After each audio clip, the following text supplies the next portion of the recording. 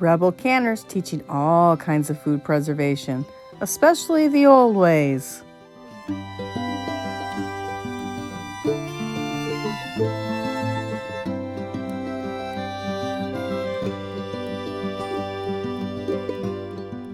Don't forget to subscribe. That way you never miss another episode of Rebel Canners. So go ahead and wash your beets. Leave at least 2 inches of the top, and the tips on them, do not cut them yet, but wash them good. You can save your beet tops for another recipe and get them all in.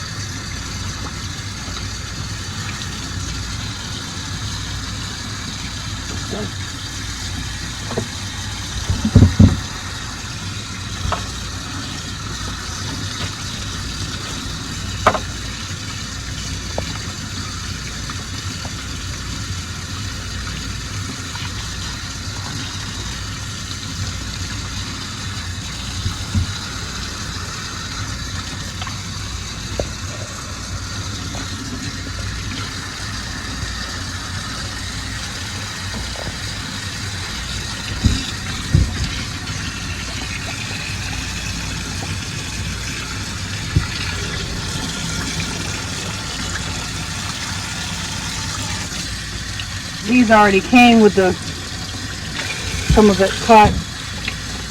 See, like that, it's going to bleed out in my canner.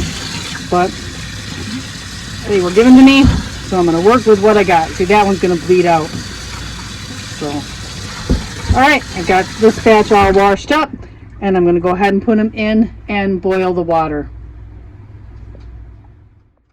So, go ahead and cover the beets with water. I'm using my biggest pan. It happens to be my watering bath canner, and I'm going to boil the beets until they are fork tender. So when I stick them with a fork, they're tender. I don't want to cook them all the way through. I just want to get them tenderized enough to pull off the skins. It's now starting to come to a boil. You can see that so much heat on this camera, and they smell so earthy. I'm actually doing these pickled beets for somebody else. Haven't had them in years. I didn't like them as a kid. We're going to try them when we get done, but I'm doing them for a friend, and I just want to keep you updated as I wait for them to boil. It's taking much longer because it's such a big pan, but here we are on the stove again, waiting for them to get fork tender.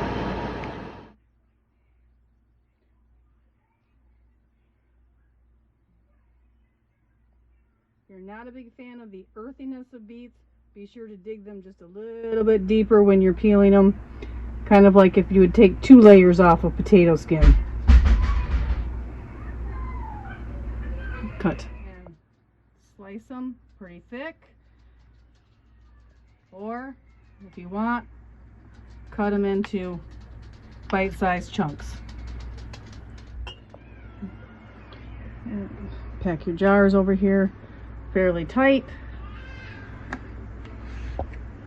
If you have great big beets, just cut them into smaller pieces.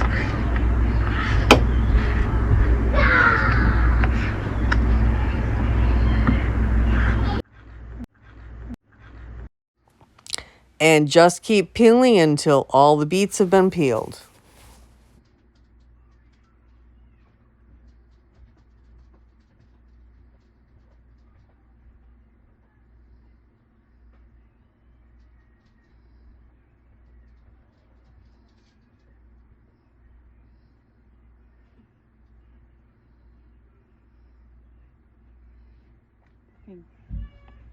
Again, nice big pieces. If you have larger beets, I cut them into quarters and put them in the jar that way, so they're in ready to eat bite-sized pieces, or more than that, more than a quarter. That's all there is to it. Pack them in the jars. Again, if you don't like red hands, remember to wear gloves.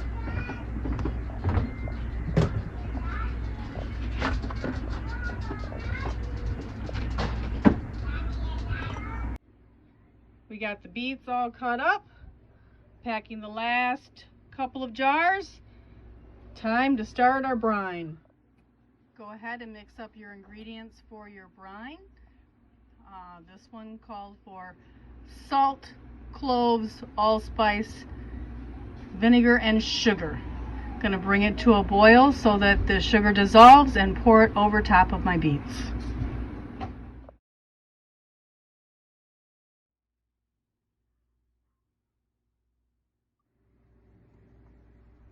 Two teaspoons whole allspice.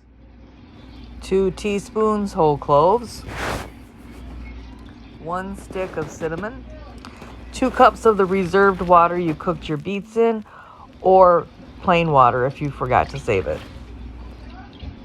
1 tablespoon of pickling salt, or I use my pink Himalayan salt. Leave a 1/2 inch headspace and fill with your brine.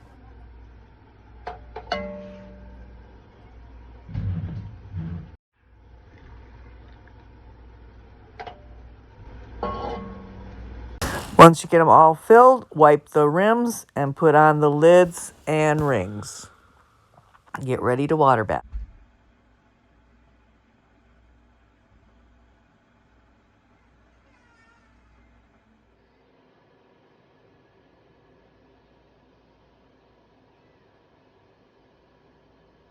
Still not at a quite full rolling boil. I'm waiting until it gets to a good rolling boil to start my time.